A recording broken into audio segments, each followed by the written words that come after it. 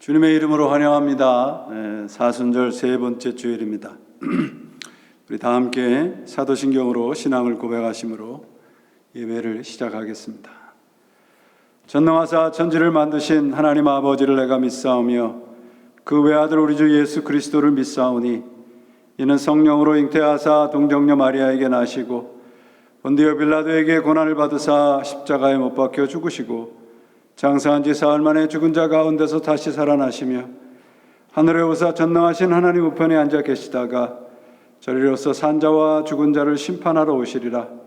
성령을 믿사오며 거룩한 공예와 성도가 서로 교통하는 것과 죄를 사하여 주시는 것과 몸이 다시 사는 것과 영원히 사는 것을 믿사옵나이다.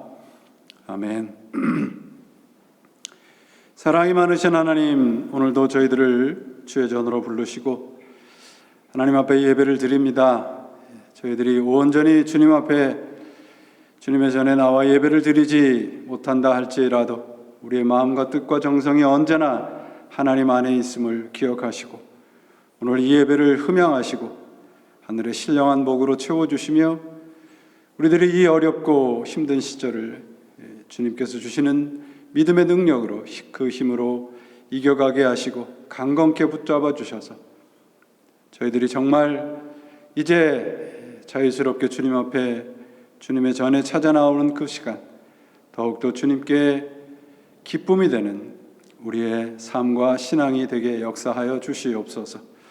오늘도 말씀으로 저희들을 일깨워 주시고 저희들의 기도 가운데 귀 기울이셔서 하나님께서 허락하시는 그 참된 복을 누리며 살아가게 하시고 특별히 육신에 연약한 당신의 자녀들 그 한 사람 한 사람들 찾아가셔서 강건케 붙들어 주시고 눈물 속에 드리는 기도가 주님 앞에 연락되고 응답되어지게 역사하여 주옵소서.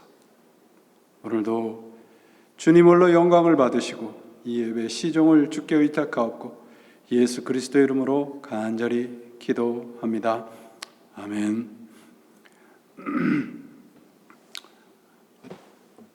오늘 봉독할 하나님의 말씀은 로마서 4장 1절에서 8절입니다.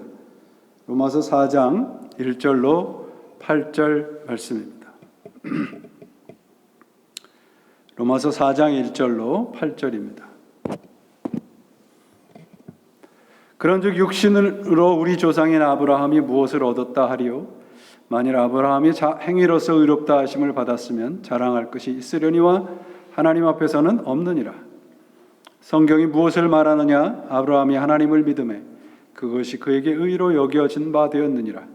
일하는 자에게는 그 삭시 은혜로 여겨지지 아니하고 보수로 여겨지거니와 이 일을 아니할지라도 경건하지 아니한 자를 의롭다 하시는 이를 믿는 자에게는 그의 믿음을 의로 여기시나니 일한 것이 없이 하나님께 의로 여기심을 받는 자의 복에 대하여 다윗이 말한 바 불법이 사함을 받고 죄가 가리워짐을 받는 사람들은 복이 있고 주께서 그 죄를 인정하지 아니하실 사람은 복이 있도다 함과 같으니라. 하나님의 말씀입니다.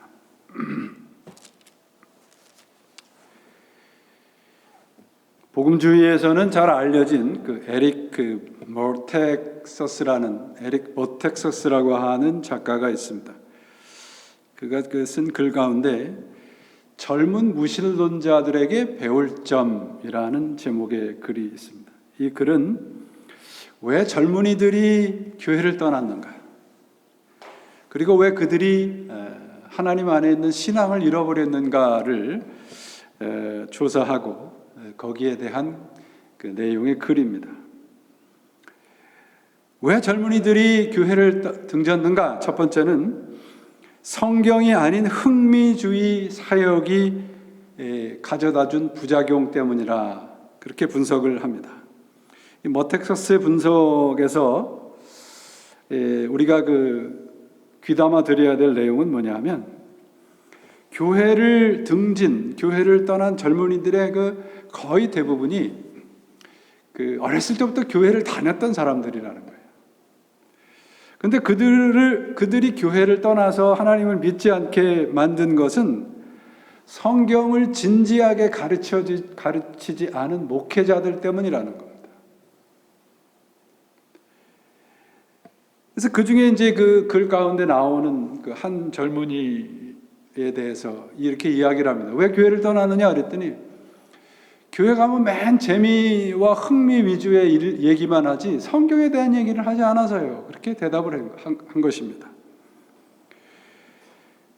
젊은이들에게 어떤 신앙적인 도전을 주기보다는 그 젊은이들의 비유를 맞추고자 했던 교회들의 책임이 뭐냐? 바로 그들 때문에 젊은이들이 교회를 떠났다는 겁니다.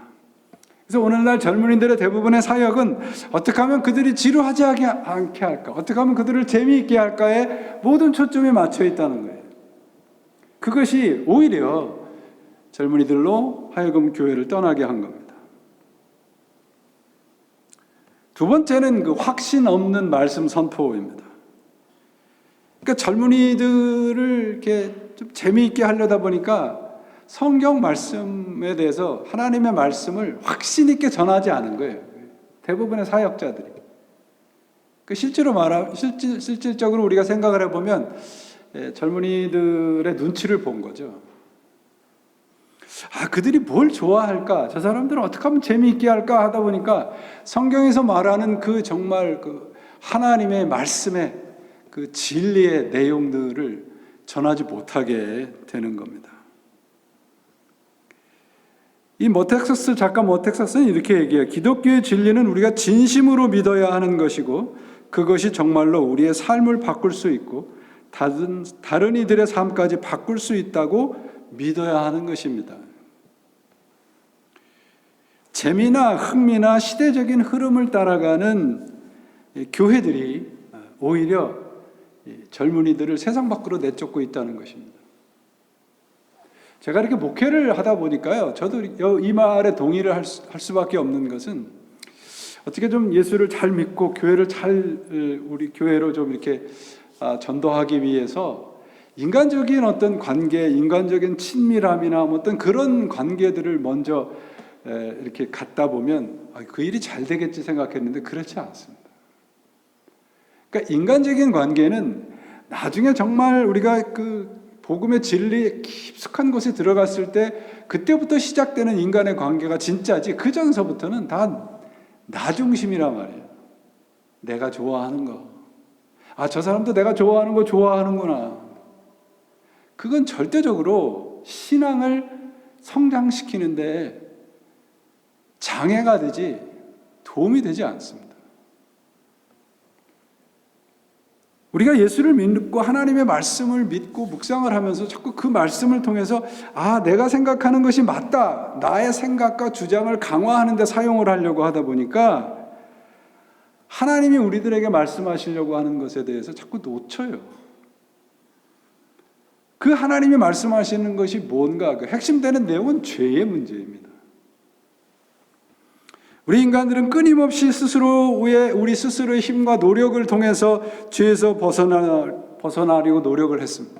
양심으로, 도덕으로, 혹은 율법으로, 혹은 종교심을 동원해서 죄를 이겨보고자 애를 썼죠.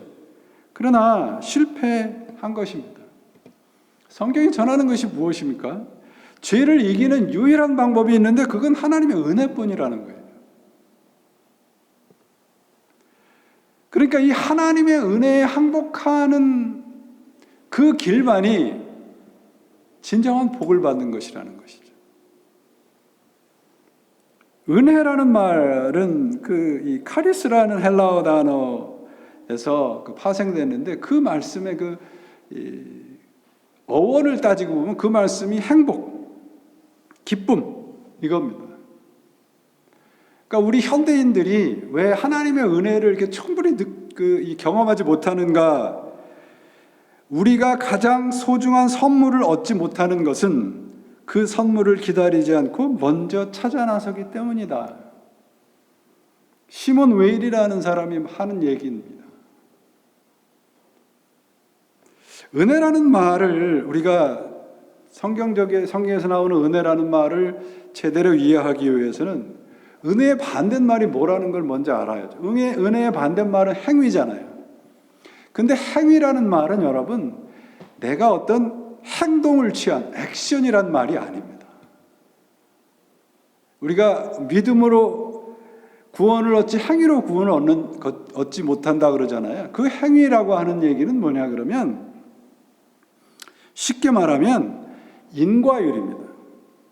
인과율이라는 것은 어떤 원인이 있기 때문에 결과가 있다는 거예요. 행위라는 얘기는 내가 믿었기 때문에, 내가 하나님을 먼저 알았기 때문에 구원을 얻었다는 거예요. 그런 생각이에요. 그건 은혜가 아니라는 얘기입니다. 내가 노력한 만큼 대가를 받으려고 하는 거예요. 그게 행위입니다. 행위. 우리가 은혜라는 얘기를 수없이 많이 하는데도 교회 안에서 행위라고 하는 것에 대해서 잘 몰라요. 내가 뭔가를 하는 것이라고 이해를 합니다. 아닙니다. 내가 오늘 여러분 우리가 이렇게 예배를 드리잖아요. 내가 예배당에 오늘 왔으니까 내 일주일은 그래도 뭔가 내가 하나님한테 한 만큼 어느 정도는 보상을 받을 거야. 그게 행위예요. 구원은 여러분 보상이 아니잖아요. 내가 한 만큼의 싹시 아니에요. 대가가 아닙니다. 은혜입니다. 내가 한 만큼 받은 것은 대가죠. 보수죠. 그래서 성경이 우리 구원을 얻은 우리들에게 항상 강조하는 게 순종이에요. 순종. 순종이라는 얘기는 뭐냐면 내가 한 만큼 뭔가를 기대하지 않는 거예요. 오늘 4장이 이제 로마 4장을 들어갔는데 이 아브라함을 등장을 시켜서 이 이야기를 지금 설명을 하고 있습니다. 아브라함과 다윗의 이 시편에 나오는 다윗의 그 시를 등장을 시켜서 구원받는 길은 믿음밖에 없다는 것을 선포를 하고 있습니다. 아브라함을 먼저 보시면 오늘 이제 4장에 등장하는 아브라함의 이야기는 그 창세기 15장을 인용을 하고 있습니다. 여러분 잘 아시듯이 창세기 12장에서 하나님의 부르심을 받죠, 아브라함이. 그래서 그 본토 친척 아비 집을 떠나서 하나님이 약속한 땅으로 떠납니다. 근데 여기서 우리가 오해하지 말아야 될 것은 아브라함이 하나님의 말씀을 듣고 즉시 일어나서 떠났기 때문에 그가 이 믿음의 조상이 됐다. 그게 아니라는 얘기를 지금 하고 있습니다, 성경이.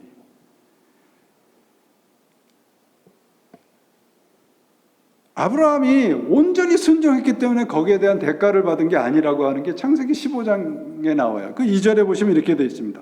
아브라함이 가로되 주 여호와여 무엇을 내게 주시려니까 나는 자식이 없사오니 나의 상속자는 이 다메섹 사람 엘리에셀이니이다.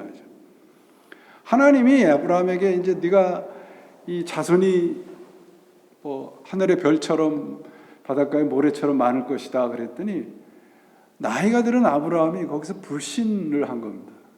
내가 지금 여기 그 엘리에셀이라고 하는 내 그 핏줄이 하나 있는데 이거를 내 상속자로 삼으시면 어떻겠습니까? 그렇게 얘기하는 거예요. 그러니까 하나님을 믿지 못하는 거죠. 당연하지 않겠어요? 나이도 많이 들었기도 했고 당장 눈에 보이는 것이 없는데 그때 하나님이 아브라함을 데리고 나가서 뭐라 그러냐면 밖으로 나가 가라사대 하늘을 우러러 무뼈를 셀 수 있나 보라. 또 그에게 이르시되 내 자손이 이와 같으니 아브라함이 여호와를 믿으니 여호와께서 이를 그의 의로 여기셨다. 하나님을 믿었더니 그를 인정해 주었다. 이 여기에서 믿음이라는 행위를 얘기를 하는 것이 아니에요. 잘 들으셔야 됩니다. 이 하나님을 믿었다는 얘기는 지금까지 아브라함이 가지고 있었던 생각을 다 버리겠다는 얘기예요.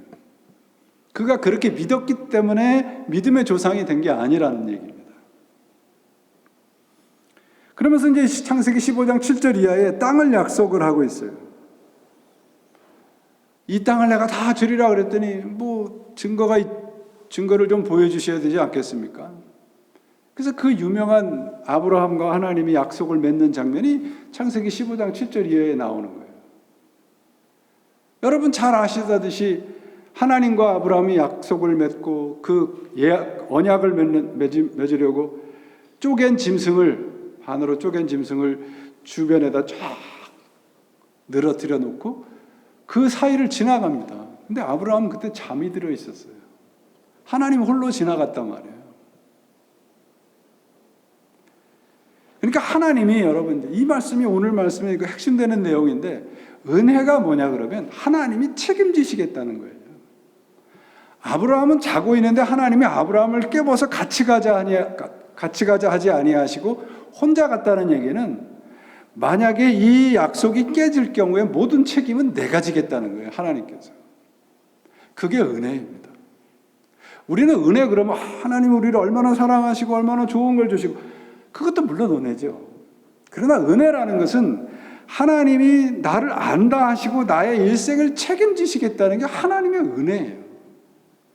거기에는 우리가 정말 눈꼽만큼도 일조한 게 없단 말이에요. 그래서 모든 것이 하나님의 은혜라고 하는 겁니다. 아브라함과 하나님의 쌍방간의 합의로 되지 않고 하나님이 일방적으로 약속을 맺어요. 그런데 여러분 여기에서 우리 기독교의 특징이 나옵니다. 우리 다른 종교에서는 인간의 어떤 정성이나 인간의 역할이 크면 클수록 신앙이 가치가 있다고 생각을 해요. 그렇게 믿죠. 여러분 불교에서 보면 정말 1000배, 1000배를 드리고 정성과 치성이 많을수록 그들이 믿는 신이 좋아한다고 생각해요. 근데 기독교는 아니에요, 여러분. 기독교는 처음부터 끝까지 하나님의 은혜를 얘기를 하고 있어요. 그러면 우리 인간은 그럼 아무것도 아닌가요? 우리 인간이 해야 할 일은 뭐예요? 우리가 하나님의 은혜가 아니면 살 수 없다는 거 깨닫는 거예요. 그게 신앙이에요, 여러분. 내가 뭔가를 하고 내가 정성을 들였다라고 하는 그 결과는 자랑일 수밖에 없는데 은혜의 결과는 결국은 뭐냐? 항복인 거예요. 그래서 오늘 본문 4장 3절에 하나님을 믿음에 이렇게 돼 있죠. 하나님을 믿음에 아브라함이 하나님을 믿음에 그것이 그에게 의로 여겨졌다. 근데 영어로 보면 이렇게 돼 있어요. 우리 보통 하나님을 믿는다 그러면 영어에 I believe in God이라고 말하잖아요. 그렇게 표현을 하는데 여기에는 I believe God이라고 되어 있습니다. 이 원문에 가까운 번역인데 이 말은 뭐냐면 하나님이 I believe in God이라는 얘기는 하나님이 계시다는 것을 믿는다는 의미가 강합니다. 그런데 I believe God이라는 말은 하나님이 확실하게 내 편이라는 의미예요. 그걸 믿는다는 거예요. 그러니까 아브라함이 철저하게 하나님에 대해서 신뢰와 항복을 하는 거예요. 하나님을 믿었다는 그 표현이. 그러니까 여러분 우리가 신앙을 가지고 살아갈 때 뭔가 기적이나 이적을 구하고 하나님을 통해서 하나님의 손에 든 걸 구할 것이 아니라 하나님 자신을 우리가 열정적으로 찾아야 되는 겁니다. 그게 믿는 거예요. 그러면 여러분 은혜라고 하는 것은 우리가 아까 말씀드렸죠. 하나님이 책임지신다는 건데 어떻게 책임지신다는 것인가 그러면 오늘 이제 이 4장에서부터 그 로마서에서 가장 중심되는 단어가 나오는데 은혜를 가장 잘 설명해 주는 단어가 뭐냐 그러면 오늘 본문에도 이제 나와요. 3절에 보시면 성경이 무엇을 말하느냐? 아브라함이 하나님을 믿음에 그것이 그에게 의로 여기어졌다. 여기어졌다라는 거예요. 내가 의롭게 된 것이 아니고요. 하나님이 나를 의롭다 하신 거예요. 더 쉽게 말하면 우리가 이런 말이 있잖아요. 고슴도치도 자기 애는 이쁘다고 하잖아요. 그러니까 우리가 죄인인데 하나님의 은혜는 뭐냐면 이제부터 너는 죄인이 아니야. 그렇게 여기어졌다 말이에요. 아브라함과의 관계가 바로 그런 거예요. 네가 나를 믿어서 거기에 대한 대가로 준 게 아니라 네가 아직도 부족하지만 이제부터는 내가 믿음의 조상으로 여기어 줄게. 그게 은혜라는 거예요. 이 말씀을 우리가 계속 지금 설명을 해드리겠습니다. 이 여기어 준다는 말은 뭐냐 그러면 이렇게 전가한다는 말이에요. 조금 더 쉽게 말씀을 드릴게요. 남자들 그런 분들 많이 하죠. 이렇게 어디 가서 이제 식사를 했다거나 그런데 내가 지금 돈이 없어요. 근데 옆에 사람한테 뭔가를 사주고 싶어. 그 식사를 다 한 다음에 그 사람 가라 그러고 돈이 없는 내가 가서 그러면 주인한테 뭐라 그러겠어요? 내 이름으로 달아놔라. 그게 여기어 주는 거예요. 하나님이 그러신 거예요. 아니 이 사람들이 다 죄인이고 나를 다 거부하고 믿지 않았는데 이 사람들을 내가 내 이름으로 대고 내 이름을 걸고 책임질 테니까 이 사람들을 구원해 달라. 그게 하나님이 여기어 주시는 거예요. 영어에 인푸팅이란 말인데 우리가 가지고 있는 모든 죄를 하나님이 가지고 가시는 거예요. 실제는 그렇지 않은데 그렇다고 인정해 주는 거예요. 자, 여기 인정해 준다는 게 뭐냐 하면 오늘 본문 4절, 5절, 6절에 보시면 일이라는 얘기가 참 많이 나옵니다. 4절에 일하는 자에게는, 또 5절에도 일을 아니할지라도, 6절에 일한 것이 없이, 이런 말이 계속 나오죠. 자, 4절, 5절, 6절 말씀을 제가 하나님이 어떤 분이신가라고 하는 것을 조금 쉬운 번역으로 읽어볼게요. 4절, 5절, 6절 보세요. 공로가 있는 사람이 받는 보수는 자기가 마땅히 받을 품삯을 받은 것이지 결코 선물로 받은 것이 아닙니다. 그러나 아무 공로가 없는 사람이라도 하나님을 믿으면 믿음을 통해서 하나님과 올바른 관계를 얻게 됩니다. 하나님께서는 비록 죄인일지라도 올바른 사람으로 인정하실 수 있는 분이십니다.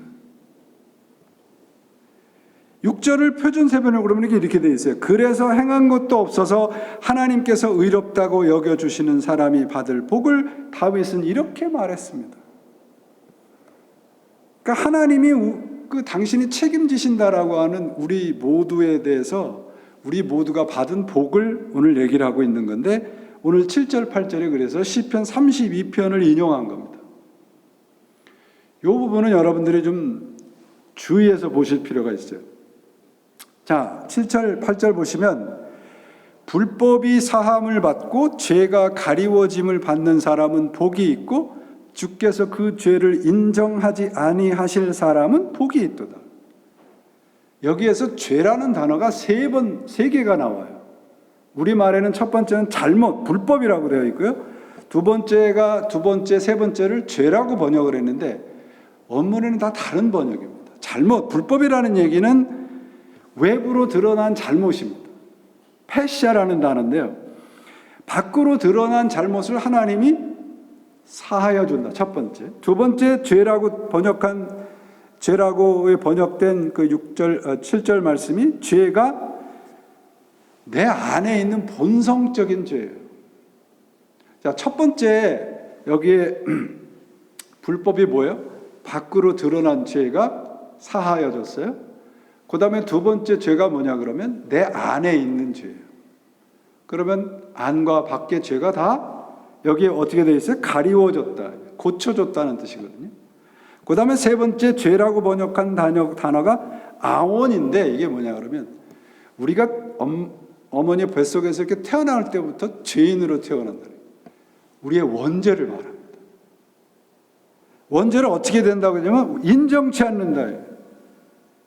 얘기는 우리를 의인으로 인정해 준다. 이 말씀이 이제 굉장히 중요한데요, 여러분. 우리가 하나님이 우리를 구원하셨다, 죄에서. 이게 막연하잖아요.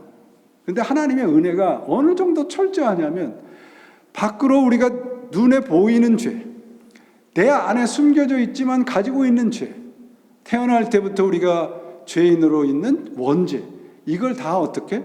하나님의 은혜로 사하여 주고 깨끗하게 해주고, 원죄를 깨끗해 줄 수 있는 방법은 뭐예요? 이제부터는 하나님이 우리를 죄인이라 여기지 않는 거예요.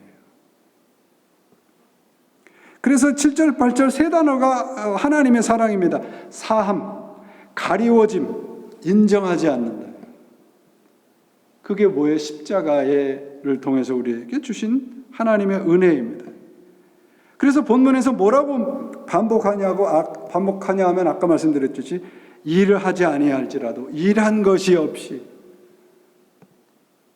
우리가 한 게 아무것도 없단 말이에요. 그럼에도 불구하고 하나님이 책임지셨다라고 하는 거예요. 그 인정한다는 단어를 이렇게 좀 살펴보니까 여러분들이 요새도 그거 쓰시는지 모르겠지만 쓰시는 분들이 계신지 모르겠지만 가계부라는 게 있잖아요. 가계부 이렇게 대차 대조표라는 게 있는데 이렇게 이제 생각을 해보세요. 하나님이라고 항목이 있어요. 하나님의 사랑, 하나님의 은혜 항목이 있고 거기 반대쪽에 사람이라는 항목이 있어요. 쉽게 말하면 수입과 지출을 얘기를 할 때 그렇게 이해를 하시면 됩니다.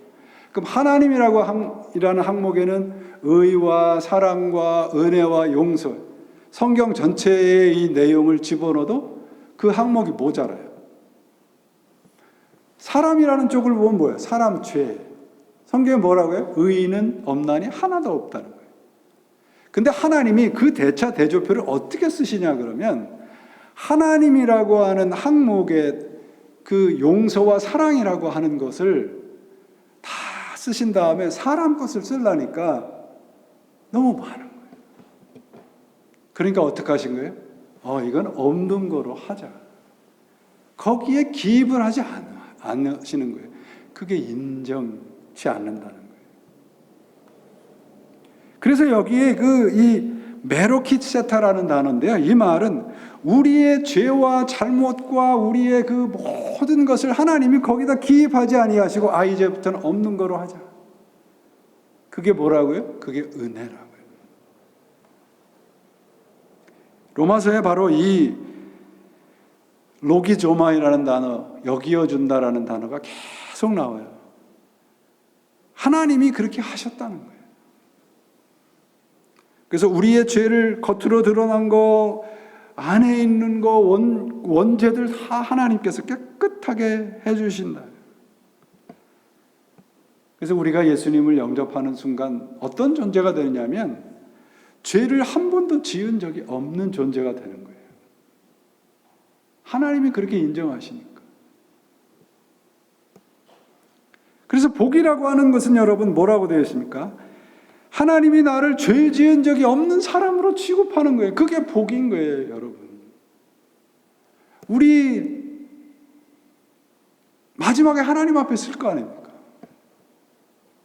그럼 하나님 앞에 섰을 때 하나님이 보시는 게 무엇이겠어요? 하나님은 하나님이 하실 일을 다 하셨단 말이죠. 우리의 죄 없다고 인정해 주셨어요. 그걸 아멘으로 받아들이고 순종하고 살아가는 사람들이 하나님 앞에 섰을 때 하나님 뭐라고 하시겠어요? 그래, 너 죄 없는 거를 내가 알아. 그렇지 않고 세상 속에서 모든 세상 것을 누리고 살아갈 사람이라 할지라도 하나님 앞에 섰을 때 그 죄의 문제가 해결이 안 되면 뭐라 그러겠어요? 예수님께서 뭐라 그러셨어요? 내가 너를 도무지 모르겠다. 무엇이 중요한 거냐 말이죠, 우리 신앙에. 그래서 복이라고 하는 단어가 여기 나오죠. 여기 복이라고 하는 단어가 그 앞에 뭐라고 되어 있는가 보세요. 6절에 일한 것이 없이 하나님께로 의로 여기심을 받는 사람의 복. 내가 한 일이 없는 거예요. 일한 것이 없어요. 나의 행위와 상관이 없어요. 그러니까 복이라는 건 뭐예요? 내가 쟁취하거나 성취하는 것이 아니라 하나님으로부터 온다는 거예요. 그래서 이 복이라고 하는 단어를 보니까요, 은총이라는 단어와 동일한 의미로 사용이 되고 있습니다. 불법의 사하심을 받고 죄의 가리우심을 받고 죄로 인정치 않는 자는 복이에요. 그래서 행복이라고 하는 것은 여러분 옆에서 오는 게 아니라 위에서 오는 거예요. 하나님의 은혜 안에 들어가면 어떻게 되는 거예요? 우리가 일한 것이 없이 하나님이 의로 여기심을 받는 게 그게 복이라는 것이죠. 이 세상 그 어떤 것으로도 이 은혜와 이 하나님의 사랑은 받을 수가 없는 거예요. 뭐로만 받습니까? 믿음으로만 받습니다. 그러니까 우리가 여러분 아까 제가 다른 종교 얘기했잖아요. 지성을 드리고 치성을 드리고 내가 한 뭐만큼의 대가를 복이라고 얘기를 하는데 성경은 뭐라고 하냐면 내가 아무것도 하지 않아도 하나님께서 하나님 앞에 내 자신을 항복한 사람, 그게 복이라고 얘기를 하고 있어요. 도널드 W. 맥컬로우라는 사람이 가장 어울리지 않는 곳에서의 행복 찾기라는 책이 있는데, 거기에서 행복이 아닌 것들, 이 사람이 행복이 아닌 것들이라고 얘기한 것을 내용인데 잘 들어보세요. 자신에게 만족스러운 느낌, 기분 좋은 느낌, 뭔가 이룬 듯한 느낌, 인간의 고통에 초연한 느낌, 마음대로 해도 될 것 같은 느낌, 스트레스와 갈등이 없어진 느낌, 세상에 인정을 받는 느낌. 이게 뭐라고요? 행복이 아니라고 얘기하고 있어요. 행복은 여러분, 복은 하나님과 올바른 관계를 맺을 때 오는 거예요. 그래서 복된 사람들이 만족하고 감사할 수 있는 겁니다. 요한 웨슬레 목사님이 이렇게 얘기했어요. Happiness in holiness. 진정한 행복은 거룩함 안에 있습니다. 여러분 집에 가셔서 이렇게 컴퓨터를 행복이라는 단어를 저도 이게 실수로 하다가 영어로 되어 있는 건지 모르고 행복이라는 단어를 써보니까요. 행복이라고 하는 단어의 행자를 영어 좌편으로 쓰면 got이 돼요. 우연히 발견한 것이지만 참 많은 생각을 하게 됩니다. 진정한 행복은 옆으로 오지 않아요. 옆에서 오지 않습니다. 위에서 오는 것이 복입니다. 하나님과의 관계가 회복된 게 복이고요. 하나님이 책임지시는 존재로 살아가는 사람이 진정한 복된 사람입니다. 그것이 은혜예요. 우리의 추구하는 행복은 결국 행복이 아닌 것들이 대부분입니다. 성경이 말하는 행복이란 행에서 우리 말로 이자를 하나 빼는 거예요. 행자에서 이자를 하나 지워버리세요. 그럼 뭐가 됩니까? 항자가 됩니다. 그럼 뭐가 돼요? 항복이에요. 행복은 항복인 겁니다. 여러분, 결국 믿음이 은혜고요. 하나님의 선물입니다. 우리를 전혀 죄를 지은 적이 없는 사람으로 여겨주는 사건이 구원이죠. 그리고 하나님이 우리의 인생을 책임지시겠다고 보증을 서신 것입니다. 그게 구원의 복입니다. 여러분, 내가 예수님을 믿습니다라고 하는 고백 속에는 이런 약속이 있는 거예요. 이 사람은 내가 책임지겠습니다. 그게 하나님의 약속이에요. 그게 복이에요. 여러분, 우리는 The day after를 살아가는 사람들이잖아요. 믿음을 가진 다음, 예수를 믿은 다음을 살아가는 사람들이잖아요.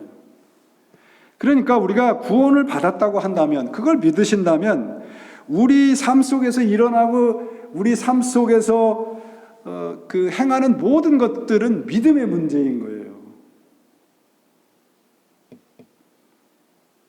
그렇게 우리가 핑계를 대죠. 성격 때문에, 인간관계 때문에, 물질적인 어떤 환경 때문에, 가정 때문에. 아닙니다. 다 믿음의 문제예요. 우리가 계속 성격 탓이고 돈 탓이고 다른 사람 탓하고 살아갈 시간은 더 이상 없습니다. 우리에게 일어난 모든 일은 믿음의 문제입니다. 왜? 하나님이 우리를 책임지신 존재들이 그리스도인들이기 때문에 그렇습니다. 내가 하는 말, 내가 하는 행동, 더 이상 소리도 아니고 더 이상 그 어떤 행동도 아니에요. 다 믿음입니다. 어떻게 해야 돼요? 결국은 항복하면 살아갈 수밖에 없습니다. 항복이라고 하는 영어 단어 surrender라는 얘기는 위에다 모든 것을 바친다는 뜻이거든요.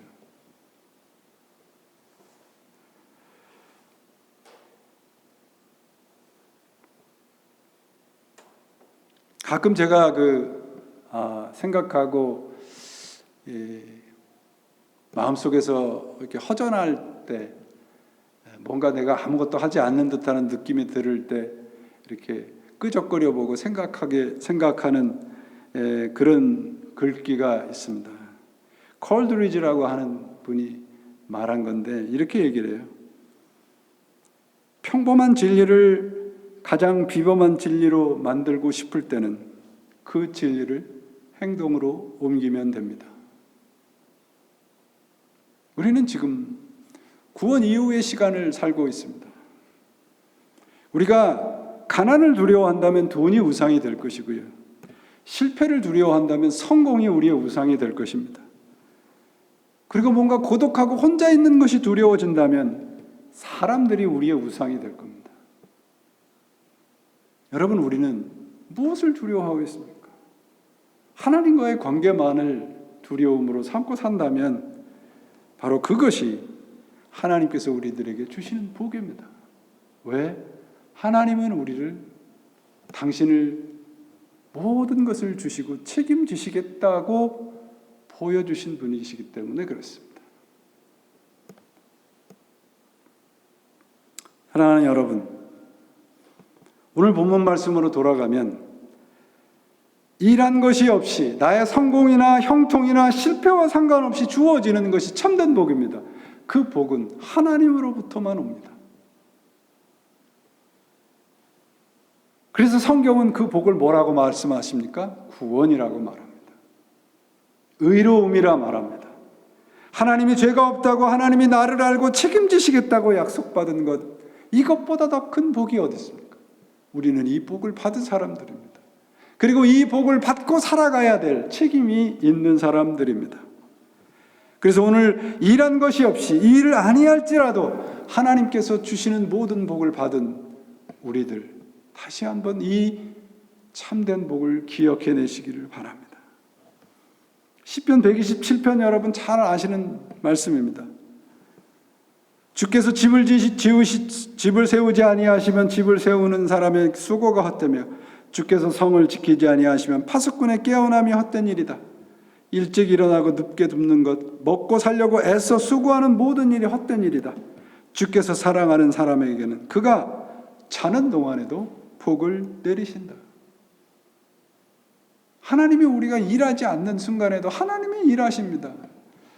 우리가 멍하고 있을 때도 하나님은 일하십니다. 그게 하나님의 은혜입니다.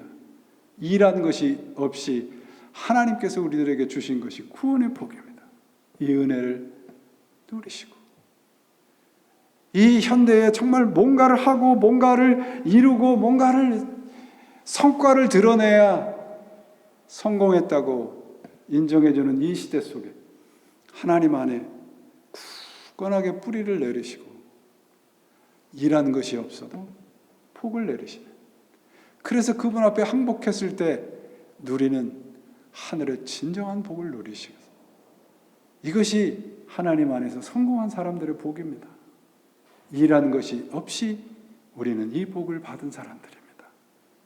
이 하나님의 은혜로 이 어렵고 힘든 시간들을 이겨가시고 이 사순절 기간 하나님 안에서 부활로 매일매일 가까이 다가가는 하나님께 항복한 참된 복을 누리시는 여러분들이 되시기를 예수님의 이름으로 축원을 드립니다. 기도하시겠습니다. 하나님 아버지 감사합니다. 우리들의